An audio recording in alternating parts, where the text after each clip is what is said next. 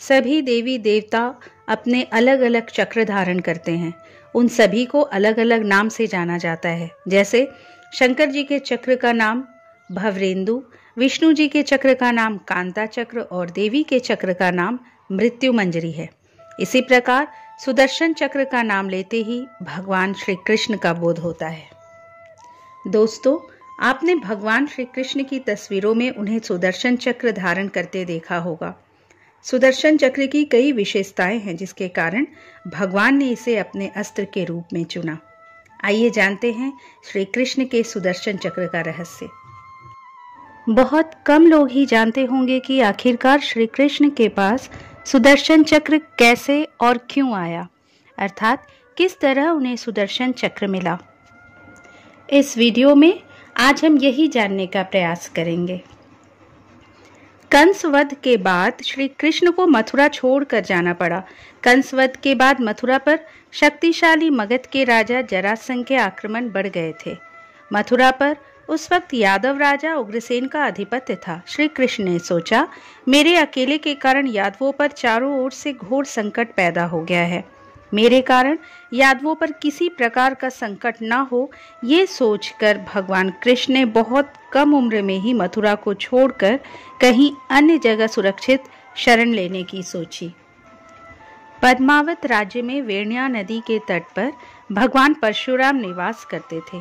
महेंद्र पर्वत से अर्थात पूर्व समुद्र से परशुराम नौकाओं में से अपने अनेक शिष्यों सहित पद्मावत राज्य में आए थे।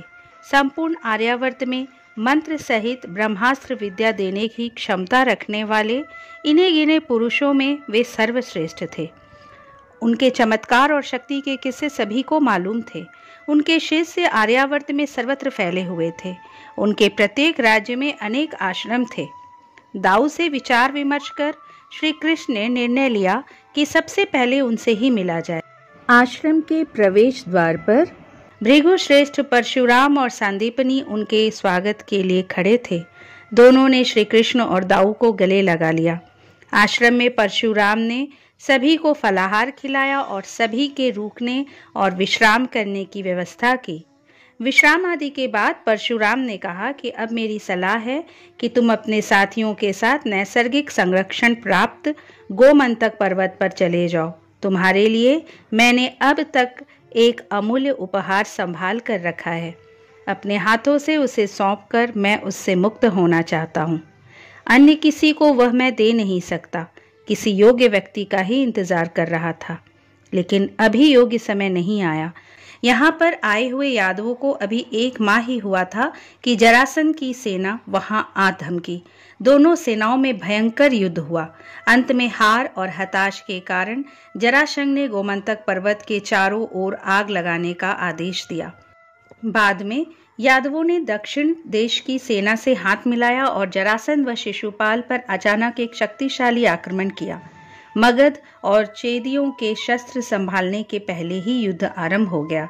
अंततः सभी भाग गए और यादवों की जीत हुई। इस विजय के बाद एक दिन श्री कृष्ण अपने भाई दाऊ और साथी विप्रथु के और कुछ गिने चुने यादवों के साथ परशुराम से मिलने गए और उनको जरासंध के आक्रमण का हाल सुनाया।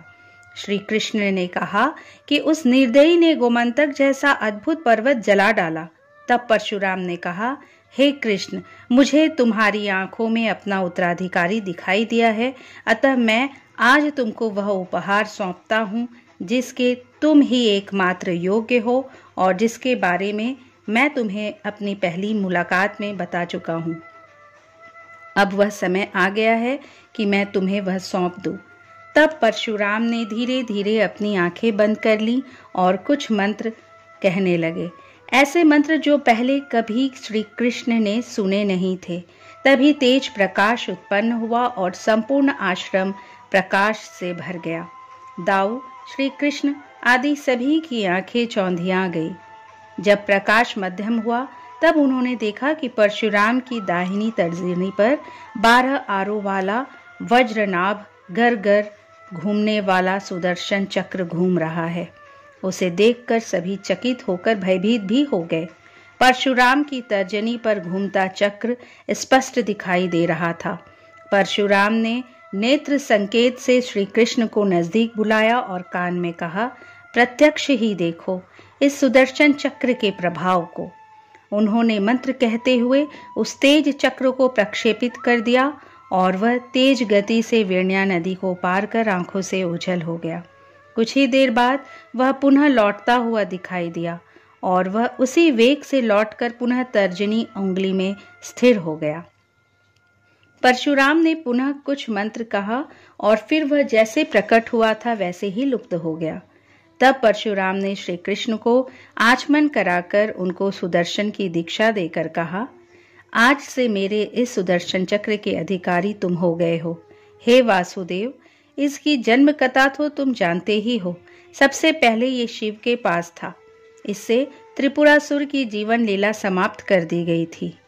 उसके बाद ये विष्णु, ऐसा बोलकर परशुराम मुस्कुराने लगे। विष्णु क्या है ये मैं तुम्हें क्या बताऊं वासुदेव श्री कृष्ण, तुम जानते ही हो। विष्णु के बाद यह चक्र अग्नि के पास था। अग्नि ने वरुण को दिया और वरुण से यह मुझे प्राप्त हुआ है। हे वासुदेव, बलराम के हल से इस धरती में बीज बोने हैं और इस सुदर्शन चक्र से इस धरती की रक्षा करनी है। आज से यह तुम्हारा हुआ, जिम्मेदारी से इसका उपयोग करना। भगवान श्री कृष्ण के सुदर्शन चक्र धारण करते ही सभी शत्रु उनसे भयभीत रहने लगे। इसे सबसे अचूक अस्त्र माना जाता था। यह अस्त्र बहुत ही शक्तिशाली था क्योंकि छोड़े जाने के बाद शत्रु का नाश करके ही लौटता था। इस अस्त्र को किसी भी प्रकार से रोक पाना असंभव था। जब जब श्री कृष्ण ने अपना सुदर्शन चक्र उठाया तब तब वह बिना वार किए वापस नहीं आया। फिर चाहे सुदर्शन से किसी का वध करने के स्थान पर उन्होंने किसी की शक्ति या अभिमान पर ही वार किया हो। दोस्तों, उम्मीद है इस वीडियो में दी गई जानकारी आप लोगों को अच्छी लगी होगी। यदि ये वीडियो पसंद आया हो तो प्लीज़ इसे लाइक करें तथा शेयर भी करें। और अब तक यदि इस चैनल को सब्सक्राइब नहीं किया है तो प्लीज़ सब्सक्राइब कर ले। अगली बार एक नए वीडियो के साथ आपसे फिर मिलूंगी। जय श्री कृष्ण।